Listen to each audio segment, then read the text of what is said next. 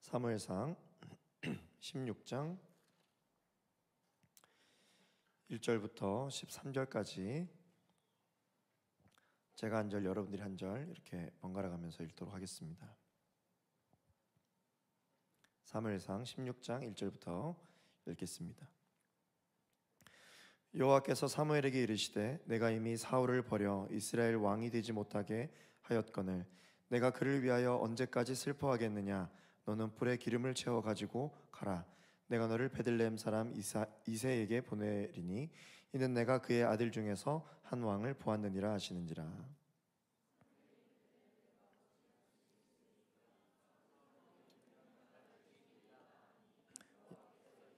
너는 암송아지를 끌고 가서 말하기를 내가 여호와께 제사를 드리러 왔다. 이새를 제사에 청하라. 내가 내게 행할 일을 가르치리니 내가 내게 알게 하는 자에게 나를 위하여 기름을 부을지니라. 성읍 장로들이 떨며 그를 영접하여 이르되 평강을 위하여 오시나이까. 이르시되 평강을 위함이니라. 내가 여호와께 제사하러 왔으니 스스로 성결하게 하고 와서 나와 함께 제사하자 하고 이새와 그의 아들들을 성결하게 하고 제사에 청하니라.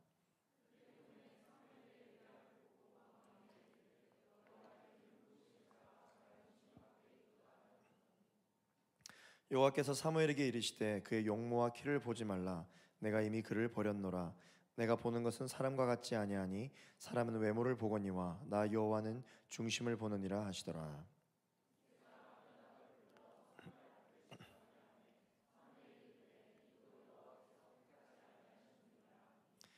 이새가 산마로 지나게 하매 사무엘이 이르되 이도 여호와께서 택하지 아니하셨느니라 하니라. 일곱을 다 사무엘 앞으로 지나가게 하사 사무엘이 이새에게 이르되 여호와께서 이들을 택하지 아니하셨느니라 하고 또 사무엘이 이새에게 이르되 내 아들들이 다 여기 있느냐. 이새가 이르되 아직 막내가 남았는데 그는 양을 지키나이다. 사무엘이 이새에게 이르되 사람을 보내어 그를 데려오라. 그가 여기 오기까지는 우리가 식사자리에 앉지 아니하겠노라. 이에 사람을 보내어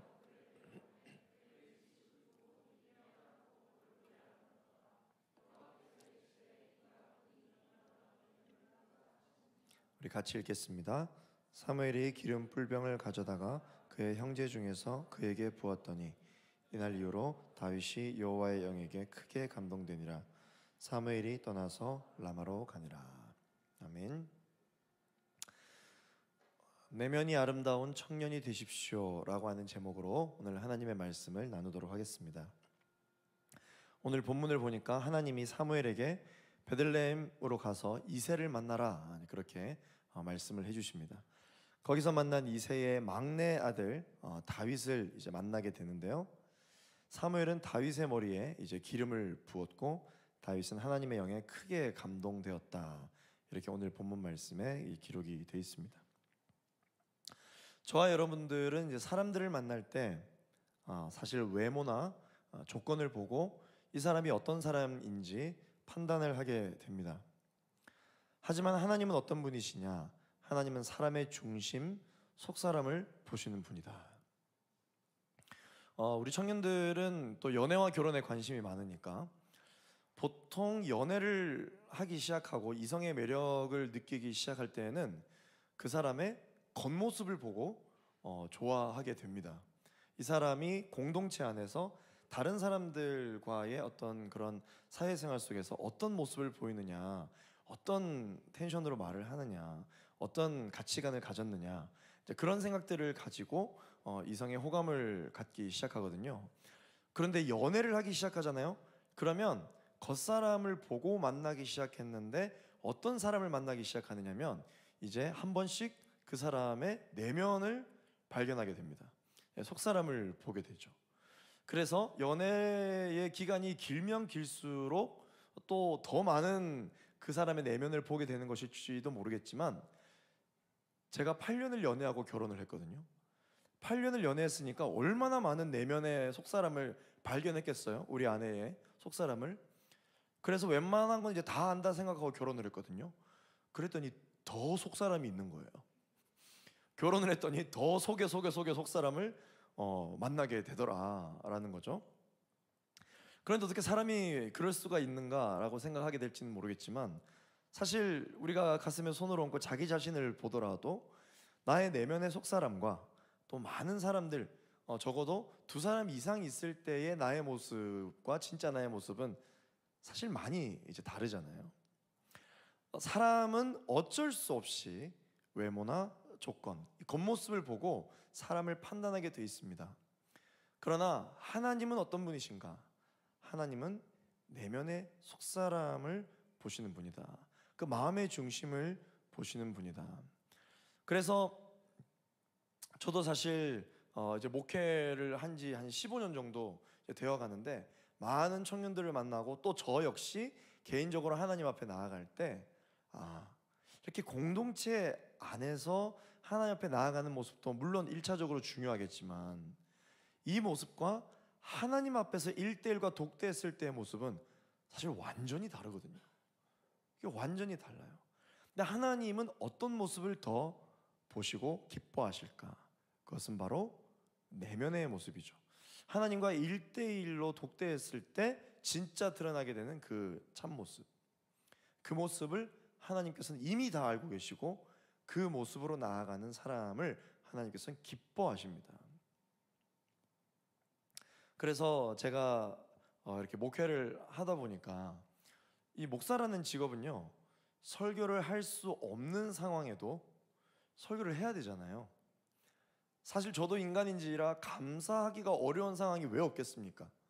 진짜 오늘은 기분이 별로다, 오늘은 예배할 상황이 아니다, 뭐 그런 생각이 왜 안 들겠어요? 저 역시 그런 생각이 들지만 어쩔 수 없이 목사라는 직업 때문에 감사를 억지로라도 선포하고 또 하나님 앞에 막 찬양을 한다, 막 그렇게 이야기를 할 때가 있습니다.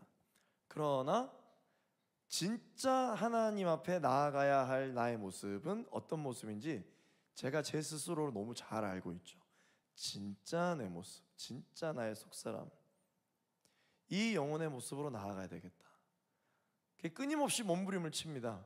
그래서 제가 의지를 가지고 노력하려고 하는 모습이 뭐냐면, 겉과 속이 같은 사람이 되자. 그래서 끊임없이 의지를 가지고 그렇게 합니다. 특히 우리 예배를 섬기는 우리 예배 스태프들이나 혹은 우리 공동체에서 리더십으로 섬기고 있는 우리 청년들에게도 제가 자주 하는 얘기가 있어요. 이 강단 위에서나 강단 밑에서나 같아야 된다. 예배하는 사람들도 마찬가지. 강단 위에서나 강단 밑에서 같아야 된다. 여러분들도 마찬가지입니다. 예배당 안에서나 예배당 밖에서나 어떻게 해야 될까요? 같아야 됩니다. 같아야 돼요. 이것이 우리에게 굉장히 중요한 메시지를 주는 이유가 무엇입니까? 사람은 이런 의지를, 거룩한 의지를 가지고 열심히 애를 쓰지 않으면 강단 위와 강단 밑이 너무 달라요. 예배당 안에서와 예배당 밖이 너무 다르기 때문이죠. 당장 여러분들도 오늘 우리가 함께 예배를 드릴 때의 모습과 이제 이 예배 순모임까지 다 끝나고 여러분들 저 문을 열고 나설 때 여러분의 모습, 너무 많이 다르다면 여러분들 하나님 안에서 속사람이 회복되고 겉모습도 회복된 속사람과 같이 되기를 예수 그리스도 이름으로 축원합니다. 이제 설교 시작 부분인데 벌써 3000% 빠졌습니다. 설교문에 전혀 없는 얘기를. 네, 하나님은 우리의 속사람을 중요하게 여기신다. 자, 사무엘은 하나님이 사울을 버리시고 이스라엘이 결국 하나님의 눈밖에 난 게 아닌가라는 생각 때문에 슬픔에 잠겨 있습니다. 하나님도 바로 앞절 말씀에서 사무엘과 똑같이 슬픔에 잠겨 있으십니다. 그 표현을 후회하셨다라고 하는 표현을 쓰고 계시죠. 오늘 본문 1절 말씀을 우리 같이 읽어보겠습니다. 시작. 여호와께서 사무엘에게 이르시되 내가 이미 사울을 버려 이스라엘 왕이 되지 못하게 하였거늘 내가 그를 위하여 언제까지 슬퍼하겠느냐. 너는 불에 기름을 채워 가지고 가라. 내가 너를 베들레헴 사람 이새에게 보내리니 이는 내가 그의 아들 중에서 한 왕을 보았느니라 하시는지라. 아멘. 우리의 예배를 받으시는 하나님은 어떤 분이시냐? 하나님은 저 따라서 한번 고백하겠습니다. 새 일을 행하시는 하나님. 네, 하나님은 항상 새로운 일을 행하시는 분이십니다. 아까도 얘기했던 것처럼 사무엘과 하나님의 지금 영적 온도와 감정의 온도가 다르지 않습니다.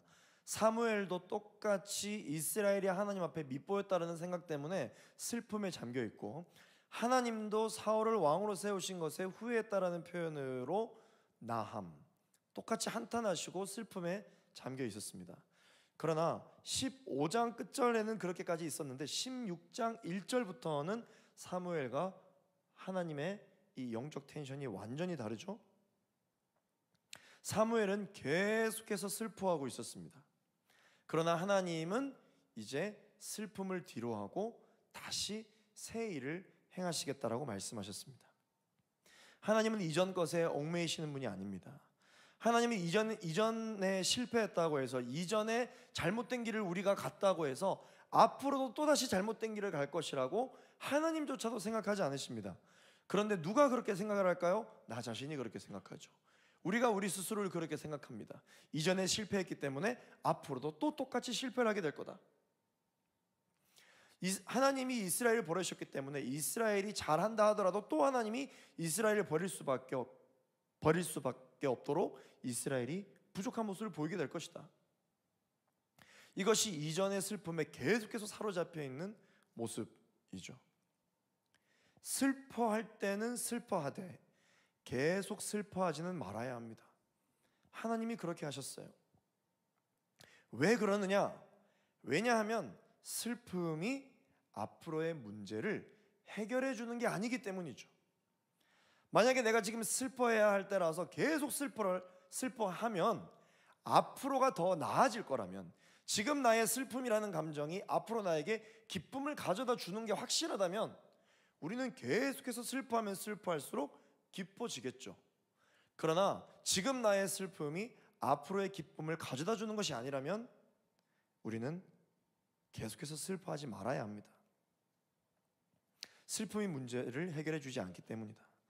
하나님은 슬퍼할 때는 슬퍼하되 새 일을 행하시는 분이십니다. 그래서 이전 것은 지나갔으니 보라 새 것이 되었도다 말씀해 주시는 것이죠. 이전 일들을 기억지 않겠다, 이전에 우리가 지은 죄들을 생각지 않겠다 말씀해 주십니다. 그것이 반복된다 할지라도 과거에 사로잡히지 않겠다. 그리고 우리를 향해 말씀해 주십니다. 사랑하는 아들아 사랑하는 딸아 다시 일어날지어다 말씀을 해주시는 분이 바로 우리 하나님이십니다. 성경을 읽다가 보면 성경 구석구석에 하나님은 새 일을 행하시는 부분이 나타납니다. 심지어 창세기에 흑암이 깊음 위에 있다, 어둠 속의 어둠, 그 어둠 가운데서도 하나님은 여전히 수면 위에 운행하신다고 말씀하셨어요. 그 어둠 가운데 있을 때는 하나님의 영이신 성령님이 수면 위에 운행을 하시지만, 그 어둠 가운데 거니시지만 그것으로 만족하지 아니하시고 3절 말씀에 빛이 있으라 하시니 빛이 있었다. 하나님이 언제까지 그 어둠 가운데 사로잡히지 아니하시고 어둠에 얽매이지 아니하시고 새해를 행하시는 것이죠. 말씀으로 천지를 창조하시는 새해를 행하셨습니다. 사막이라고 하나님 포기하지 않으셨습니다. 사막에 샘이 넘쳐 흐르게 하셨습니다. 광야라고 해서 이스라엘 백성들을 주저앉게 만들지 않으셨습니다. 이스라엘 백성들에게 만나와 메추라기와 구름기둥과 불기둥으로 계속해서 새해를 행하신 분이 누구시냐? 하나님이시죠. 십자가가 무엇입니까? 십자가는 사형 기구입니다. 십자가형이 언도가 내려졌다라고 하는 것은 사형 집행을 해야 하는 사형 기구 중에 가장 고통스러운 사형을 집행하겠다라는 것이죠. 그러나 하나님은 인간이 봤을 때 끝이다, 이제 아무것도 남지 않을 것이다, 포기할 수밖에 없다, 그냥 십자가에 매달릴 수밖에 없다라고 생각할 수밖에 없는 그 당시에 최악의 사형 틀인 십자가에도 불구하고 하나님은 그 십자가를 그 어떤 인간도 이루어내지 못했던 구원의 새 길을 여시는 하나님이십니다. 십자가마저도 새 길을 여시는 분이시다. 그래서 이제는 나무에 달린 사람을 보면 저주가 임한다라고 했던 그 모든 통념과 그 모든 관습을 폐하시고 나무에 달린 자를 바라보는 자들마다 구원을 얻게 될 것이다, 완전히 바꾸어 놓으셨죠. 하나님은 그런 분이십니다. 세일을 행하시는 분이십니다. 오늘 사무엘에게 말씀하셨죠. 언제까지 슬퍼하겠느냐? 너는 뿔에 기름을 채우고 가라 말씀하셨어요. 오늘 저와 여러분에게 하나님께서 뿔에 기름을 채우고 하나님이 가라고 명하신 곳에 새롭게 가게 되어지는 우리 사무엘 세대가 일어나게 되기를 예수 그리스도 이름으로 축원합니다. 아멘. 우리 하나님은 어떤 분이신가? 따라하겠습니다. 할 말을 알려주시는 하나님이시다. 자, 하나님이 사무엘 보고 베들레헴으로 가서 이새를 찾아가라 이렇게 말씀을 하시죠. 사무엘, 계속해서 슬픔에 사로잡혀 있는 사무엘에게 새로운 길을 제시하십니다. 우리는 믿습니다. 하나님이 선하시다라는 것을, 하나님이 우리를 항상 좋은 길로 인도하실 것이라는 것을 우리가 전혀 의심하지 않습니다. 그런데 지금 슬픔에 사로잡혀 있는 사무엘에게 하나님이 새로운 길을 제시해 주시는 이 길은 사무엘이 판단했을 때 어떤 길이냐? 사무엘이 이렇게 이야기합니다. 하나님, 제가 지금 베들레헴으로 가면 사울이 나를 가만두지 않을 겁니다. 군대를 보내서 나를 죽이고 말 것입니다. 슬픔에 사로잡혀 있는 사무엘에게 하나님이 제시하신 길은 살 길이 아니라 죽을 길이었어요. 반역의 길이었습니다. 누가 봐도 사울이 군대를 이끌고 와서 나를 잡고 옥에 가두고 매질을 하고 죽일 것 같은 그런 길이었다라는 것이죠. 오늘 본문 2절 말씀을 같이 한번 읽어보도록 하겠습니다. 2절 읽습니다. 시작. 사무엘이 이르되 내가 어찌 갈 수 있으리이까? 사울이 들으면 나를 죽이리다 하니 여호와께서 이르시되 너는 암송아지를 끌고 가서 말하기를 내가 여호와께 제사를 드리러 왔다 하고. 사랑하는 청년 여러분, 여러분들에게 한 번 더 묻겠습니다. 하나님은 선하십니다. 믿으십니까? 하나님은 좋으신 분이십니다. 그 선하신 하나님이 내가 생각했을 때는 이 길로 가면 무조건 죽어요. 죽을 것 같은 그 길을 하나님이 가라는 거죠. 그러면 과연 하나님이 나를 죽도록 내버려 두시려고 그 길을 가라고 하는 걸까요? 아니면 나를 어떻게 해서든지 살리시려고 온갖 십자가의 길을 계획하고 계신 그 선하신 하나님이 그 죽을 길조차도 살 길로 책임져 주시겠다고 하는 것일까요? 책임져 주시겠다고 하는 것이죠. 비록 우리가 볼 때는 이 길이 너무 좁은 길이고, 비록 우리가 볼 때는 이 길이 너무나도 연약한 길이지만, 하나님이 이 길로 가라고 말씀하시는 그 말씀만을 붙잡고 그 길을 가기 시작할 때 홍해가 갈라지는 줄로 믿습니다. 하나님이 죽을 길을 살 길로 만들어 주신다. 그런데 우리는 왜 그 길을 선택하지 못하느냐? 적어도 하나님 빼고 모든 사람이 다 그 길이 죽을 길이라고 이야기하거든요. 하나님, 제가 하나님을 사랑합니다.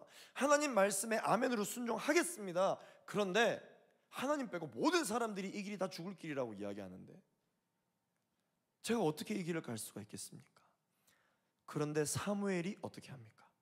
하나님이 이 길로 가라, 이 길로 갔을 때 내가 너에게 할 일을 가르쳐 주겠다 라는 이 말씀만을 붙들고 사무엘이 집 문을 열고 나옵니다. 죽을 것 같은 그 길을 가기 시작한다는 것이죠. 사랑하는 청년 여러분, 하나님은 우리를 죽이시는 분이 아닙니다. 하나님은 우리를 살리시는 분입니다. 그렇기 때문에 여러분들에게 가라고 하시는 그 길에 확신이 있다면 여러분 그 길을 가보십시오. 그러면 홍해가 갈라지고 골리앗이 쓰러지고 여리고성이 무너지는 것을 경험하게 될 줄로 믿습니다. 그런데 우리는 홍해가 갈라지는 걸 보고 갈게요. 골리앗이 쓰러지면 그때 가겠습니다. 여리고성이 무너지면 그때 하나님이 나와 함께 하시는 거라고 믿고 가겠습니다. 그렇게 이야기를 하게 되는 것이죠. 누구나 갈 수 있는 길입니다. 그 길은 정말 쉬운 길입니다. 믿음이 필요 없는 길이에요. 그러나 하나님은 저와 여러분들에게 믿음을 항상 요구하십니다. 왜 그런지 아세요? 왜 믿음을 요구한 줄 아세요? 여러분들의 인생에 다음에 또 그런 길이 있을 수 있거든요. 또 그런 길이 있을 수 있어요. 그럼 그때 어떻게 할 거예요?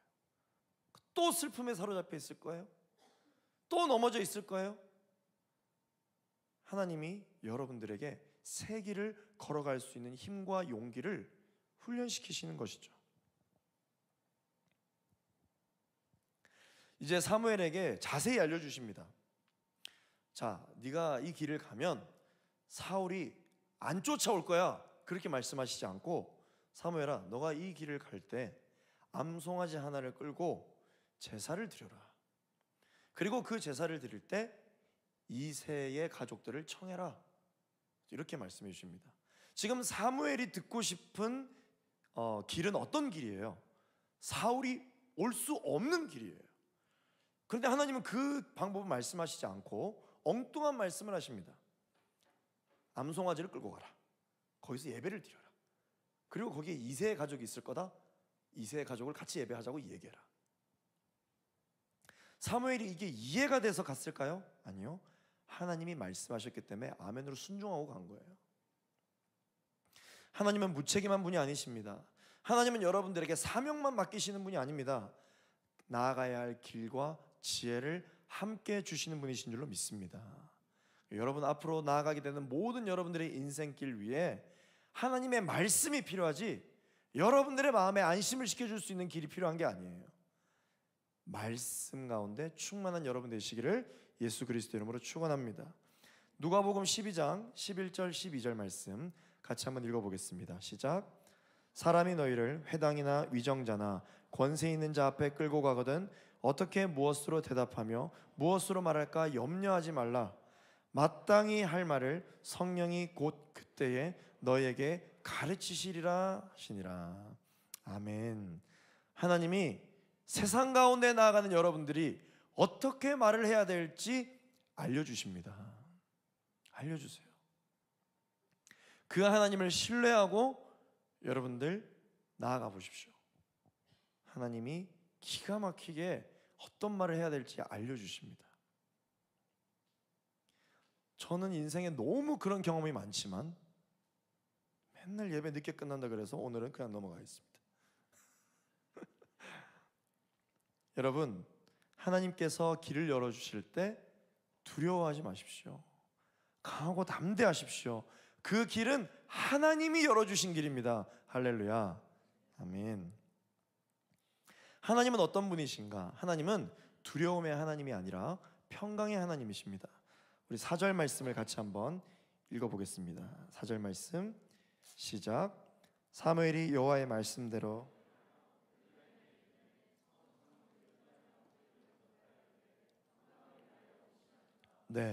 사무엘이 여호와의 말씀대로 이제 베들레헴에 갔습니다. 그랬더니 그 베들레헴에 살고 있는 성읍 지도자들, 성읍 장로들이 저 멀리 사무엘이 암송아지를 끌고 오는 모습을 보고 뭐라고 어떻게 했다고 되어 있습니까? 떨었다 이렇게 되어 있습니다. 떨었다. 두려워했다 이렇게 이야기하고 있습니다. 아니 그 베들레헴의 성읍 장로들이 사무엘을 보고 왜 떨었을까요?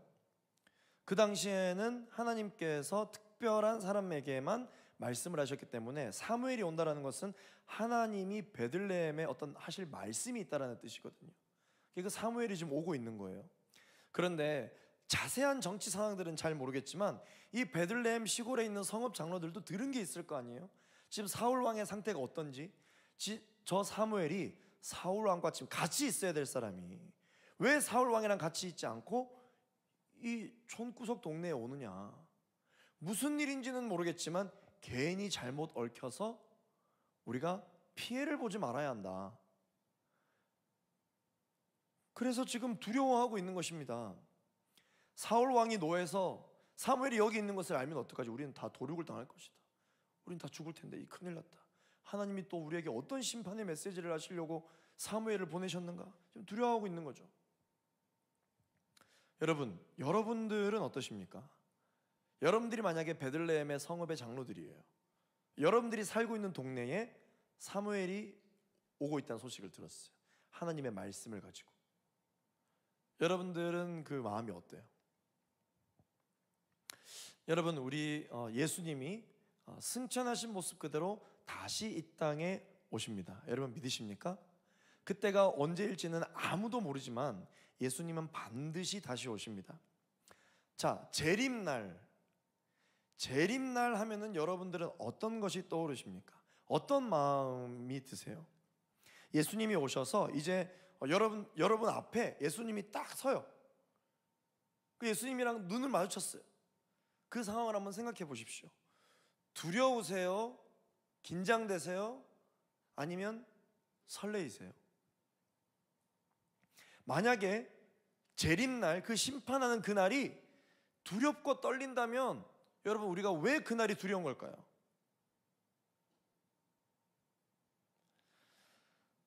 지은 죄가 많아서. 그렇죠? 우리가 죄인이니까. 예수님 안녕하세요. 나는 너를 모른다. 이럴까봐 이제 겁이 나는 거잖아요. 그러나 하나님과의 관계가 친밀한 사람들은 그 날이 어떻게 기다려질까요? 설레는 날이죠. 그토록 보고 싶었던 예수님을 드디어 보는 날이 되는 거죠. 여러분들은 혹시 어렸을 때 그런 적 없으십니까? 집에서 있는데 이제 아빠가 퇴근하는 초인종 소리가 들리면 여러분들은 어때요? 와, 아빠 왔다 이러면서 여러분 현관문 앞으로 가서 아빠한테 막 달려가서 안기세요? 아니면 아빠의 초인종 소리가 딱 들리면 온몸이 경직되면서 내가 뭐 잘못한 건 없는지 막 두렵고 떠시던 그런 분들은 없으신가요? 저만 그랬던 것으로. 마치 그와 같은 것이죠. 하나님 아버지께서 마지막 재림날 예수님이 이 땅에 오시는 그날이 여러분들에게는 어떤 날이어야 하느냐? 가슴 벅찬 설레는 날이 되어야 되는 줄로 믿습니다. 여전히 우리는 부족하죠. 여전히 우리는 연약하죠. 여전히 우리는 죄인입니다. 그러나 하나님께서는 우리를 죄인이라고 말씀하시지 않고 좀 부족한 아들, 좀 연약한 딸, 우리가 부족하다고 해서 부모와 자녀가의 관계가 끊어지지 않는 것처럼 결국은 우리는 여전히 죄인이지만 하나님께서 우리를 의인이라고 칭해 주시는 사랑의 하나님이신 줄로 믿습니다. 우리 하나님의 사람들은 그날을 기대해야 해요. 설레야 합니다. 여러분도 혹시 두려우십니까? 우리 하나님은 두려움의 하나님이 아니라 평강의 하나님이십니다. 이렇게 떨고 있으니까 사무엘이 성읍 장로들에게 이렇게 이야기합니다. 5절 말씀입니다. 같이 한번 읽어보겠습니다. 시작. 이르되 평강을 위함이니라. 내가 여호와께 제사하러 왔으니 스스로 성결하게 하고 와서 나와 함께 제사하자 하고 이새와 그의 아들들을 성결하게 하고 제사에 정하니라.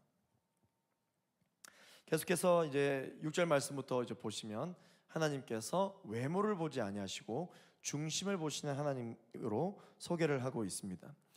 베들레헴 그 이새의 집에 딱 도착하니까 사무엘의 눈에 들어오는 사람이 있었어요. 어떤 사람이었냐면 사울이랑 똑같은 체격을 가지고 있는 사람이 있는 거예요. 그래서 사무엘이 직감을 합니다. 하나님께서 한 왕을 이새의 집에 보셨다고 했는데 저 아들인가 보다, 저 사람인가 보다 라고 한 것이죠. 바로 왕다운 체격과 용모와 포스를 가지고 있는 첫째 아들이었습니다. 6절 말씀을 우리 같이 한번 읽어보겠습니다. 시작. 그들이 오매 사무엘이 엘리압을 보고 마음에 이르기를 여호와의 기름 부으실 자가 과연 주님 앞에 있도다 하였더니, 왕다운 포스를 가지고 있는 첫째 아들 장남, 그의 이름은 엘리압이었습니다. 자, 여러분, 이제 우리는 사울을 한번 겪었기 때문에 사무엘이 이 엘리압을 보고 이렇게 판단하니까 어떤 마음이 듭니까? 아이고, 사무엘, 너 그렇게 당하고도 아직까지 그 버릇을 못 버렸구나. 사울과 만약에 똑같았다면 그 똑같은 사람을 하나님께서 또 기름을 부으시겠어요? 그러나 이 모습은 저와 여러분의 모습과 별반 다르지 않습니다. 우리가 똑같이 사람에게 실망을 해놓고 좀 돌아서면 또 까먹고 또 사람을 의지하죠. 우리가 그렇게 돈과 명예와 지위에 실망을 해놓고 돌아서고 나면 또 돈과 명예와 기회와 자격과 능력을 우리는 의지하잖아요. 7절 말씀을 보겠습니다. 같이 읽겠습니다. 시작. 여호와께서 사무엘에게 이르시되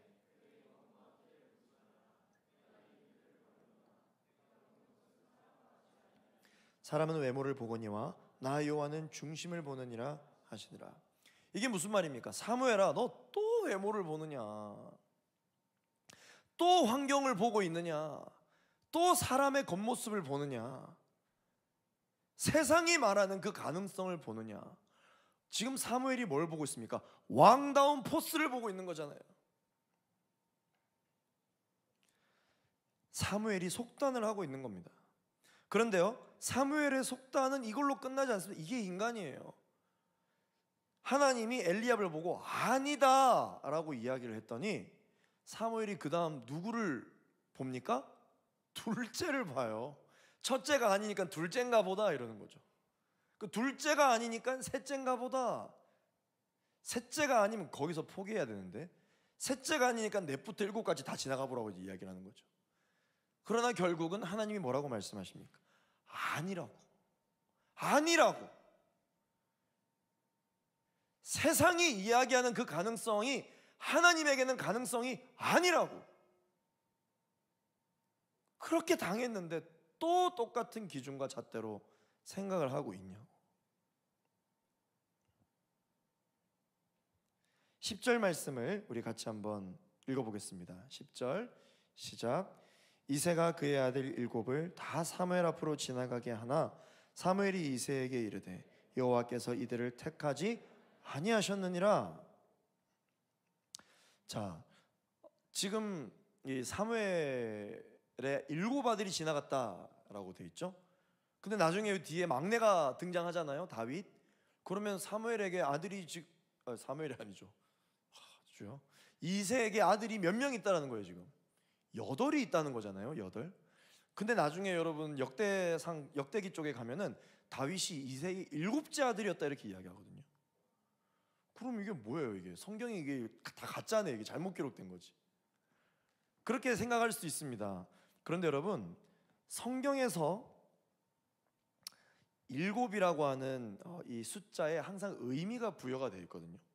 실제 이새의 아들이 7인지 8인지 그것보다 이 사무엘상이 이 사무엘서가 다윗의 등장을 기록할 때에 이 7 아들이 지나갔다.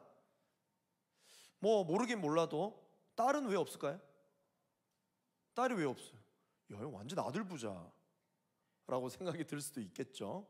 그럼 모르는 겁니다. 기록이 없는 거니까. 그러나 성경의 유대 기록의 특성상 아들만 보통 기록이 돼 있어요.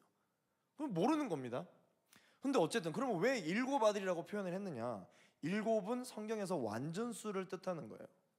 그래서 7 아들이 사무엘 앞을 지났다라고 하는 것은 인간이 이야기하는 모든 가능성이 다 지나갔다는 뜻이죠.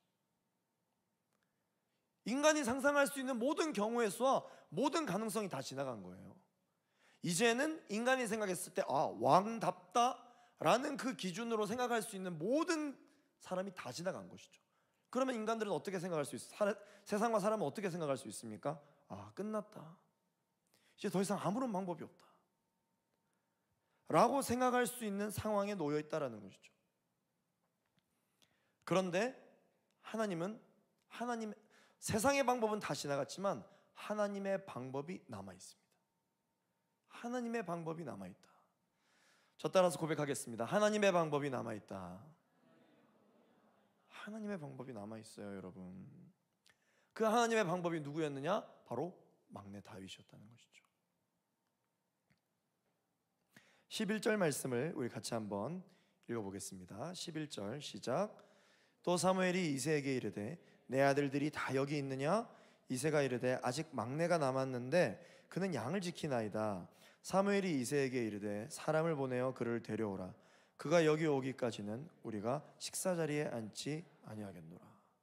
자, 여러분, 이게 무슨 말입니까? 아들이 다 왔냐? 네. 아직 막내가 남았는데 그는 양을 지키는 사람입니다. 이 말이 무슨 말입니까? 막내가 있긴 한데 왕다운 포스는 없습니다. 왕이 될 만한 직업을 갖고 있지 않습니다. 왕이 될 만한 그러한 포스와 리더십과 체격을 갖고 있지 않다. 아직 어립니다. 누구의 생각입니까? 이새의 생각인 것이죠. 세상의 생각인 것입니다. 그런데 하나님이 사무엘에게 마음을 주셔서 그가 오기까지는 내가 아무것도 먹지 않겠다. 빨리 데려오라고. 하나님의 방법이 남았다라는 것을 사무엘이 알고 있었다는 것이죠. 8번째 아들이라고 표현하지 않고 막내라고 표현을 합니다. 이 막내라고 하는 것은 어떤 의미가 있습니까? 가장 작은 자, 가장 작은 자라는 의미가 있죠. 가장 작은 자라는 말은 무슨 말입니까? 하나님은 큰 자를 들어 쓰시지 이와 같이 가장 작은 자를 쓰실 리가 없다. 그런 의미가 포함되어 있는 것이죠. 그러나 사랑하는 청년 여러분, 사람의 생각과 하나님의 생각은 다릅니다. 왜 하나님이 사람이 생각하는 방법대로 일하시지 않는지 아세요? 왜 하나님이 여러분들이 생각지도 못한 방법으로 항상 일하시는지 아세요? 그 이유는 여러분들이 생각했던 방법으로 하나님이 똑같이 일하시잖아요. 그러면 여러분들은 그 일을 하나님께 영광 올려드리지 않습니다. 이건 내가 계획했던 일이야, 내가 예상했던 일이야, 내가 내 생각을 자랑하게 되고 내가 내 행위를 자랑하기 때문에 하나님께서는 우리를 겸손한 자로 부르시기 위해서 우리가 생각지도 못한 방법을 굳이 하시는 거예요.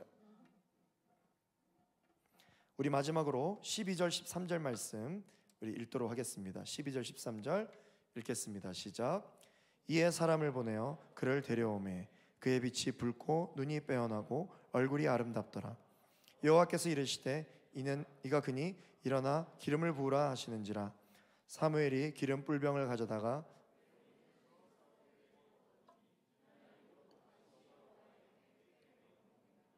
사무엘이 떠나서 라마로 가니라. 아멘. 여러분, 오늘 13절에 보니까요, 다윗의 머리에 기름을 붓기 전에는 이새의 말이 맞았어요. 사무엘의 생각이 맞았다고요. 다윗은 막내, 가장 작은 자였고 왕으로 쓰임받기에는 연약한 그런 직업을 가진 사람이 맞았습니다. 그런데 사무엘이 하나님의 말씀에 의지하여 뿔병에 담긴 기름을 다윗의 머리 위에 붓자 13절에 이날 이후로 다윗이 여호와의 영에게 크게 감동되니라. 정확한 시점의 변화가 있습니다. 하나님이 역사하시기 시작한 순간부터 다윗이 왕답게 변화되기 시작했어요. 하나님이 터치하시기 시작한 순간부터 다윗은 계속해서 이스라엘의 왕다운 지혜와 체격과 용기와 모든 능력을 갖추기 시작했다는 것이죠. 그런데 오늘 12절 말씀해 보니까 하나님이 외모를 보시지 않는다고 했는데 다윗을 보니 빛이 붉고, 남자답다라는 뜻이거든요. 눈이 빼어나고, 눈빛이 장난 아니었는 모양입니다. 얼굴이 아름답더라. 하나님 결국 외모지상주의시네 라고 생각을 할 수 있죠.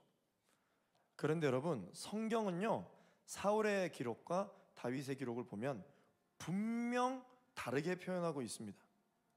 사울과 엘리압을 보고는 용모와 큰 키로 표현을 하시지만 다윗을 보고 어떻게 표현하시냐면 빛이 난다, 다윗을 보고 눈이 빼어났다, 아름답다, 이렇게 표현을 하시는 것이죠. 사랑하는 청년 여러분, 예쁜 사람과 아름다운 사람은 달라요. 멋진 사람과 아름다운 사람은 다릅니다. 사랑하는 청년 여러분, 여러분들은 세상 가운데 어떤 사람으로 서기를 원하십니까? 사실 우리가 굉장히 화려한 사람이 되고 싶잖아요. 모든 사람이 봤을 때 야, 이쁘다, 와, 멋지다, 그렇게 화려한 사람이 되고 싶잖아요. 누가 봐도 날 업신여기지 못할 정도로 탁월한 사람이 되고 싶잖아요. 그러나 세상은 탁월한 사람이 변화시키는 것이 아니라 내면이 아름다운 사람이 세상을 변화시킵니다. 하나님은 탁월한 사람이 그 친구를 변화시키고 그 동네를 변화시키고 가정을 변화시키는 것이 아니라 내면이 아름다운 사람을 통해서 하나님이 일하십니다. 그러므로 청년 여러분, 저와 여러분들이 예배 때마다 우리 뭘 해야 될까요? 내면의 아름다움을 위해 날마다 하나님께 구해야 되는 줄로 믿습니다. 그래서 이 12절에 다윗은 하나님께서 그 용모와 그 모습이 아름답다라고 하시는 것이 아니라 그 마음의 중심이 아름답다라는 것이죠. 그 내면이 아름답다라는 것입니다.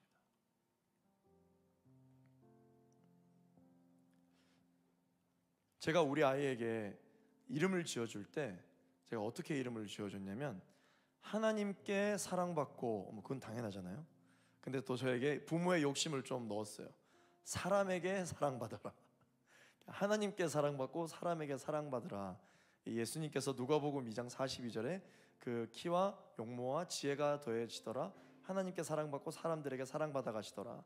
그 말씀을 보고 저희 아들에게도 그렇게 이름을 지어줬어요. 많은 사람들이 저희 아들을 많이 이뻐합니다. 근데 제가 봤을 때는 눈, 코, 입이 막 이렇게 또렷하지 않거든요. 외모가 출중하지 않거든요. 딱 봐도 얘는 연예인을 해야 돼, 이 정도가 아니란 말이죠. 그리고 다른 아이들에 비해서 저희 아이가 굉장히 왜소합니다. 실질적으로 이제 대근육 발달이 이제 부족해서 키도 작고요. 딱 봐도 말랐다 이런 생각이 이제 들 정도로 많이 왜소하고 작아요. 그런데 만나는 사람마다 너무 사랑스러워요, 이제 그렇게 이야기를 하죠. 사랑스러워요. 빼어나요 이런 말은 잘 안 하고 갑자기 슬프게 그러네. 사랑스럽다, 그렇게 이야기합니다. 여러분들도 세상 가운데 여러분들 얼마나 화려하고 싶으십니까? 그러나 세상 사람들로 하여금 여러분 사랑스러운 청년이 되기를 예수 그리스도 이름으로 축원합니다. 아름다운 청년이 되기를 예수 그리스도 이름으로 축원합니다. 세상은 말합니다.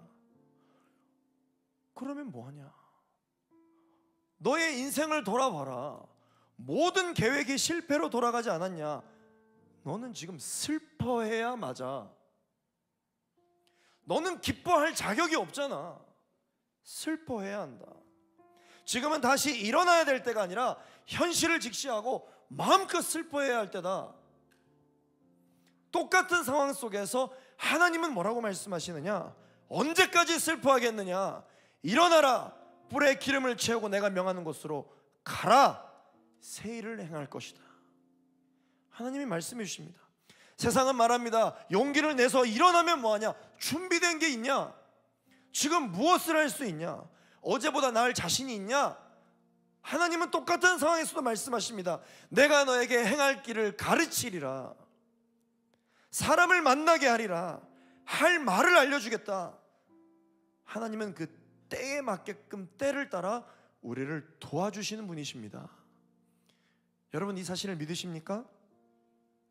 세상은 또 말합니다. 하나님은 너를 사랑하시지만 결국 마지막 심판날 너의 행위로 말미암아 너는 심판을 받게 될 것이다.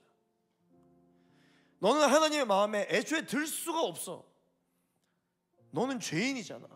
너는 하나님을 두려워해야지. 똑같은 상황 속에서 하나님은 말씀하십니다. 평강이 너에게 있을지어다. 내가 온 것은 평강을 위해 왔다. 두려워하지 마라. 떨지 마라. 온전한 사랑의 두려움을 내어줬나니 하나님은 사랑이십니다. 하나님은 사랑이십니다. 하나님은요, 성경에도 말씀을 하고 계세요. 하나님은 선하신 분이기 때문에 하나님이 창조하신 사랑하는 아들과 사랑하는 딸에게 하나님이 그들에게 두려움을 주신 일이 없다라고 했어요. 그러면 우리는 왜 두려움을 느끼는 걸까요? 누가 우리에게 두려움을 준 걸까요? 그걸 우리는 분별해야 합니다. 하나님은 우리에게 두려움을 주시는 분이 아니라 하나님은 우리에게 온전한 사랑을 주시는 분입니다. 그렇기 때문에 우리에게 나도 모르게 다가온 두려움을 내어 쫓아주시는 분이 바로 우리 하나님이십니다. 예수 그리스도의 이름으로 명하노니 청년들이여 하나님과의 오해가 풀릴지어다. 마지막으로 세상은 또 이렇게 이야기하죠. 눈으로 안 보이는데 어떻게 믿냐? 당장 내 손에 아무것도 안 잡히는데 뭘 할 수 있단 말이냐? 똑같은 상황에서 하나님은 말씀하십니다. 다윗과 같이 성령에 충만할지어다. 우리가 세상에 보기에 화려한 사람이 아니라 하나님이 보시기에 아름다운 사람으로 날마다 빚어져 가면 하나님께서 우리의 겉모습을 보고 쓰시는 것이 아니라 우리의 내면의 속사람을 보시고 하나님께서 쓰시는 줄로 믿습니다. 아무리 화려한 완벽한 탁월한 계획을 가지고 있으면 뭐랍니까? 그걸 되게 하시는 분이 그게 되게 돼야죠. 여러분들이 아무리 자격증 많이 따고 아무리 주변 사람들 관계 잘 해놓고 아무리 내가 돈과 재정과 환경과 건강과 모든 걸 다 준비하면 뭐래요? 결국은 그걸 되게 해야 되잖아요. 그걸 되게 하는 거는 우리의 영역이 아니지 않습니까? 그 되게 하는 분이 있다면 그분은 우리 하나님이시라는 것이죠. 그러면 우리가 비록 재정이 좀 부족해도, 우리가 좀 능력이 좀 부족해도, 우리가 좀 자격이 좀 없어도, 우리가 좀 성품이 부족해도 결국은 이것을 되게 하시는 하나님과의 관계가 친밀하다면 여러분, 이것은 시간 문제입니다. 하나님이 되게 하십니다. 할렐루야. 사람이 할 수 없는 일을 하나님이 하시느니라. 사람의 지혜로움이, 하나님의 어리석음이 사람의 지혜로움보다 강하니라. 우리 이 시간 말씀을 기억하면서 기도하겠습니다. 하나님 아버지, 나는 세상이 나를 바라봤을 때 화려한 사람이 되려고 온갖 애를 많이 썼습니다. 하나님, 나는 나의 전공 분야에서 공부를 할 때도 마찬가지, 또 내가 지금 일하고 있는 일터에서도 마찬가지, 나에게 맡겨진 일이 있다면 이 일을 왜 해야 되는지 그 중심을 깨닫기보다 사람들에게 인정받으려고, 어떻게 해서든지 화려해 보이려고, 어떻게 해서든지 능력 있어 보이려고, 하나님, 제가 무엇이 옳은지도 모른 채 발버둥을 치며 이 세상을 살아가고 있습니다.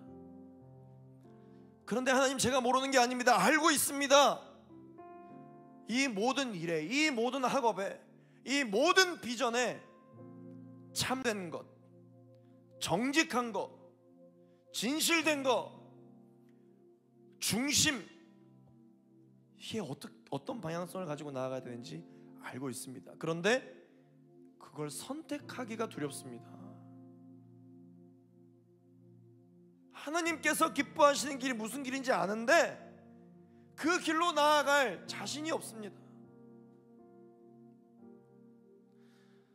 그러나 하나님, 세상은 날 향해 또다시 판단하고 지적할지는 모르겠지만 같은 상황 속에서 하나님은 나에게 말씀하십니다. 내가 너를 사랑하노라. 내가 너에게 참된 평안과 안식을 주기를 원하노라. 언제까지 슬퍼하겠느냐? 다시 일어날지어다. 하나님, 그때에 따라 돕는 은혜로 나에게 주시는 말씀을 붙들고 내가 다시 한 번 더 비상하고 다시 한 번 더 일어나는 은혜가 있게 하여 주시옵소서. 하나님의 사람들이여 강하고 담대할지어다. 화려한 사람이 되기 위하여 애쓰는 것이 아니라 내면의 아름다움을 가질 수 있는 하나님의 사람으로 거듭날 지어다. 하나님, 나의 성품이 아름답게 하여 주시옵소서. 나의 말을 변화시켜 주시옵소서. 나의 바라보는 눈빛을 변화시켜 주시옵소서. 사람들과의 모든 관계에 아름다움과 온유한 마음과 하나님께서 기뻐하시는 모습이 있게 하여 주시옵소서. 내면의 아름다운 청년이 되게 하여 주시옵소서. 주여, 한 몸으로 주갑심하여 기도하겠습니다. 주여,